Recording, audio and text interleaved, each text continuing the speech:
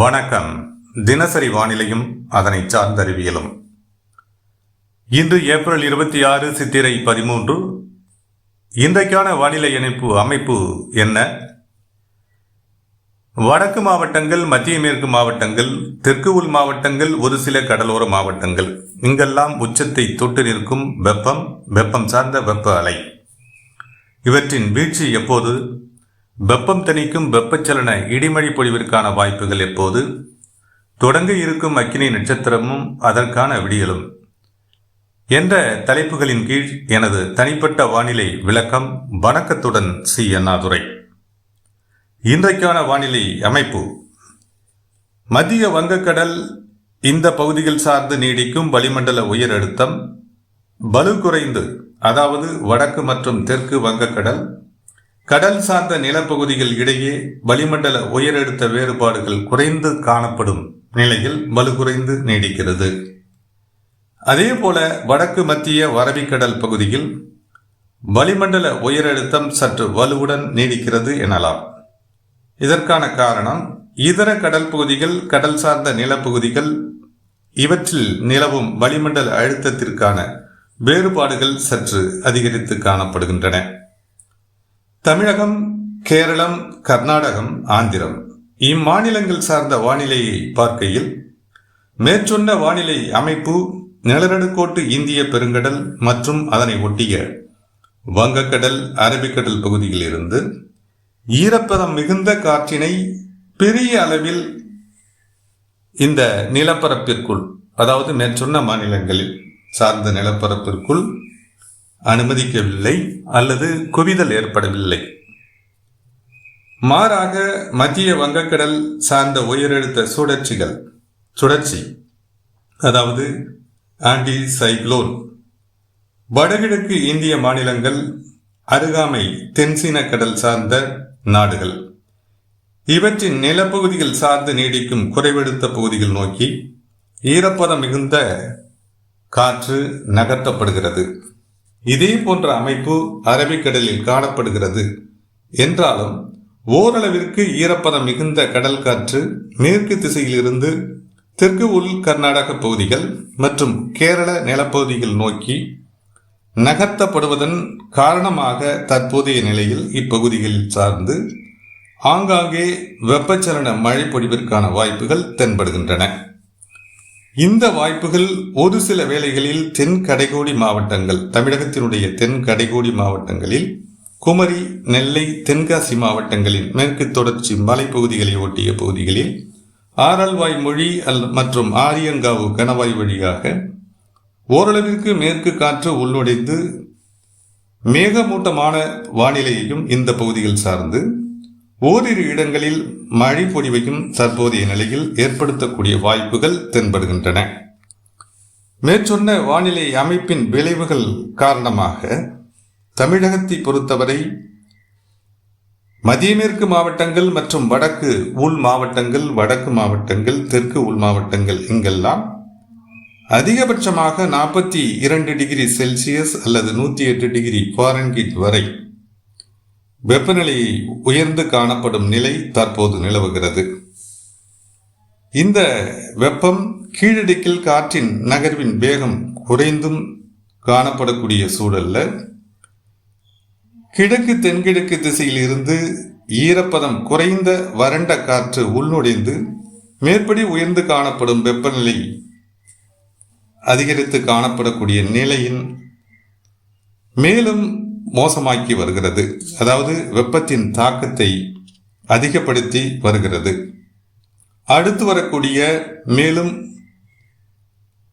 வரக்கூடிய வாரங்களில் மேலும் வெப்பநிலையில் உச்சத்தை தொடக்கூடிய வாய்ப்புகள், அதாவது மேலும் 1 முதல் 2 டிகிரி செல்சியஸ் வரை உயர்ந்தும், அதாவது 43 டிகிரி செல்சியஸ் வரையிலோ அல்லது 109 டிகிரி ஃபாரன்ஹீட் என்ற நிலைகளை கடக்கவோ வாய்ப்புகள் உள்ளன.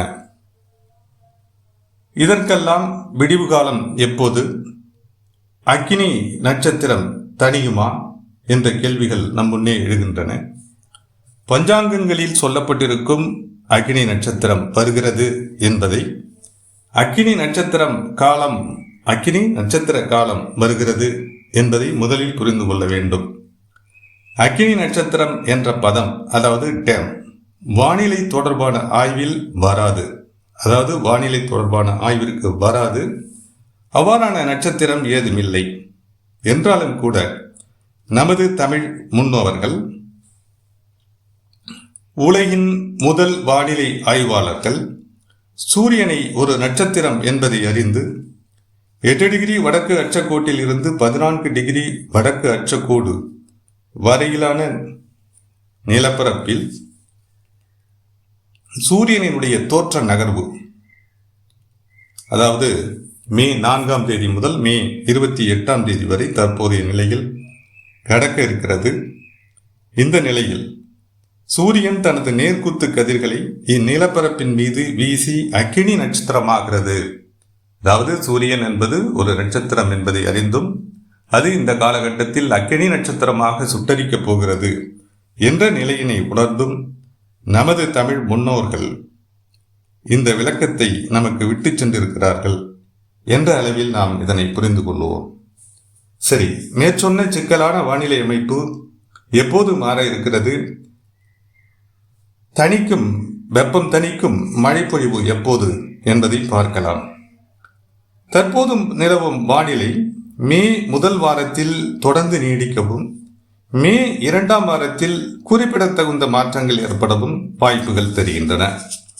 தென்கிழக்கு தெற்கு மத்திய வங்கக்கடல் பகுதி சார்ந்து குறைவழுத்த சுழற்சி அல்லது புயல் சின்னங்கள் உருவாகும் சூழல் மே 2ஆம் வாரத்திலோ அல்லது மே 2ஆம் வாரம் தொடங்கி 2ஆம் வாரத்திற்கு பின்னரோ ஏற்படுவதற்கான வாய்ப்புகள் தென்படுகின்றன. வங்கக்கடல், அரபிக்கடல் இருபுறமும் நீடிக்கும் உயரழுத்த பகுதிகள் இந்த காலகட்டத்தில், அதாவது மே 2ஆம் வாரம் தொடங்கி விலக வாய்ப்புகள் உள்ளன. பசிபிக் பெருங்கடலில் 0.7 + 0.7 என்ற அளவில் நீடிக்கும் என்சோ, அதாவது கிட்டத்தட்ட இந்த 0.7 என்பது எல்னினோ விளைவின் இறுதி காலமாக இருக்கிறது. இந்த இறுதி காலமானது மே 2ஆம் வாரத்தில் இருந்து பின்னடையக்கூடும், அதாவது எதிர்மறையாக வீழ்ச்சியடையக்கூடும். வீழ்ச்சியடைந்து லானினோ நோக்கி பசிபிக் பெருங்கடல் விளைவு என்சோ நகர இருக்கிறது. இதன் பிரதிபலிப்பாக தற்போது 0.5 + 0.5 என்ற அளவில் நீடிக்கும் பாசிட்டிவ் ஐஓடி எதிர்மறையாக நெகட்டிவ் ஐஓடி என்ற நிலையை நோக்கி மே 2ஆம் வாரத்தில் நகரக்கூடும். இந்த வானிலை மாற்றங்கள் தெற்கு கர்நாடக பகுதிகள், கேரளம் மற்றும் தமிழகம் இங்கெல்லாம் வெப்பம் தணிக்கும் வெப்பச்சலன இடிமழை பொழிவை கொண்டு வர இருக்கிறது. அதாவது தமிழகத்தை பொறுத்தவரை தென்மேற்கு பருவக்காற்று காலம் தொடங்கும் காலத்திற்கு முந்தைய வெப்பச்சலன இடிமழை பொழிவு இந்த ஆண்டு தீவிரத்துடன் காணப்படும் என்பது மேற்சொன்ன விளைவுகள் ஒரு முக்கிய காரணமாக அமையக்கூடும் என்பதில் சந்தேகம் இல்லை. இதுவே நமது தனிப்பட்ட விளக்கமாகவும் உள்ளது.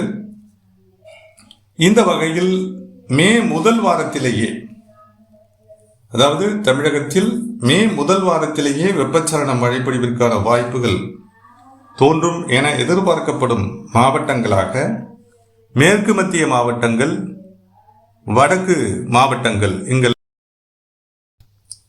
மேற்கு மாவட்டங்கள், மேற்கு மத்திய மாவட்டங்கள் மற்றும் வடக்கு மாவட்டங்கள், அதாவது கோவை, நீலகிரி, ஈரோடு, சேலம், கிருஷ்ணகிரி, தர்மபுரி, நாமக்கல், திருச்சிராப்பள்ளி, பெரம்பலூர் இந்த மாவட்டங்கள் சார்ந்தும் ஒரு சில திருப்பூர் மாவட்ட பகுதிகளிலும் மே முதல் வாரத்தில் அங்கொன்றும் இங்கொன்றுமாக மழைப்பொழிவிற்கான வாய்ப்புகளும் மற்றும் மேற்கு பகுதிகளில், இந்த மாவட்டங்களினுடைய மேற்கு பகுதிகளில் சற்று கூடுதலான மழைப்பொழிவிற்கான வாய்ப்புகளும், மேற்கு தொடர்ச்சி மலை மாவட்டங்களில் சற்று வலுவான வெப்பச்சலன இடிமழை பொழிவிற்கும் மே முதல் வாரத்தில் வாய்ப்புகள் ஏற்படலாம்.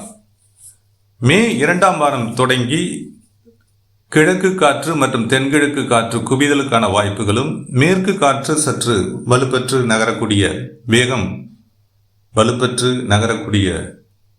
நிலை ஏற்படக்கூடும் என எதிர்பார்க்கப்படுவதால் வடக்கு உள் மாவட்டங்கள் திருவண்ணாமலை, கள்ளக்குறிச்சி, வேலூர், திருப்பத்தூர், ராணிப்பேட்டை உள்ளடங்கிய வடக்கு உள் மாவட்டங்கள் மற்றும் ஒரு சில வட கடலோர மாவட்டங்கள் விழுப்புரம், பாண்டிச்சேரி, கடலூர் மற்றும் செங்கல்பட்டு, சென்னை, திருவள்ளூர் இந்த பகுதிகளிலும் கூட ஓரிரு இடங்களில் அங்கொன்றும் இங்கொன்றுமாக மழை பொழிவிற்கான வாய்ப்புகள் ஏற்பட தொடங்கும். மே 2ஆம் வாரத்தில் மேலும் தென் கடைக்கோடி மாவட்டங்கள், தெற்கு உள் மாவட்டங்கள், தென் கடலோர மாவட்டங்கள், டெல்டா மாவட்டங்கள் இங்கெல்லாம் மழை பொழிவிற்கான வாய்ப்புகள் கடலோர பகுதிகளை பொறுத்தவரை சற்று வாய்ப்புகள் குறைந்திருந்தாலும் அங்கொன்றும் இங்கொன்றுமாக வலுவான மழைப்பொழிவு ஏற்பட்டால் வலுவான மழைப்பொழிவாக ஏற்பட்டு மறையக்கூடிய நிலை உருவாகலாம். அதே நேரத்தில் இம்மாவட்டங்கள் கடலோர மாவட்டங்கள் சார்ந்த உள்பகுதிகளில் நல்ல மழைப்பொழிவிற்கான வாய்ப்புகள் அவ்வப்போது ஏற்படலாம். மே 2ஆம் வாரம் தொடங்கி பரவலான மழைப்பொழிவு அல்ல, வெப்பத்தின் ஊடே ஏற்படும் மழை வாய்ப்புகளாக இந்த மழை வாய்ப்புகள் அமையும். வெப்பம் தணிக்கும், வெப்பம் தொடரும் என்ற நிலைதான் இந்த மழை வாய்ப்புகளில் இருக்கும். வெப்பமும் உயர்ந்து காணப்படும், மழைப்பொழிவும் திடீரென ஏற்பட்டு மறையும். இந்த நிலையில் இந்த மழை வாய்ப்புகள், வெப்பச்சலன இடிமழை பொழிவு வாய்ப்புகள் மே 2ஆம் வாரம் தொடங்கி கிட்டத்தட்ட அநேக மாவட்டங்களுக்கு வாய்ப்புகள் இருக்கின்றன. ஒரு சில வட கடலோர மாவட்டங்கள் மற்றும் வடக்கு உள் மாவட்டங்கள், வடக்கு மாவட்டங்களில் வாய்ப்புகள் சற்று குறைந்து காணப்படலாம். கடலோர மாவட்டங்களை பொறுத்தவரை சீரான வெப்பநிலை 38 அதிகபட்சமாக 38 டிகிரி செல்சியஸ் வரை தொடர்ந்து நீடிக்கவும், அவ்வப்போது மேகமூட்டமான வானிலை ஏற்பட்டு மறையவும், இதமான வானிலையை மே 2ஆம் வாரம் தொடங்கி ஓரளவிற்கு ஏற்படுவதற்கான வாய்ப்புகள் உள்ளன. கடலோர மாவட்டங்கள், அதாவது தென் கடலோர மாவட்டங்கள், டெல்டா மாவட்டங்கள், ஒரு சில வட கடலோர மாவட்டங்களில் இந்த நிலை நீடிக்கும். வெப்பம் தணிந்த வானிலை மே 2ஆம் வாரத்திற்கு பின்னர் இந்த கடலோர மாவட்டங்கள் சார்ந்து எதிர்பார்க்கலாம்.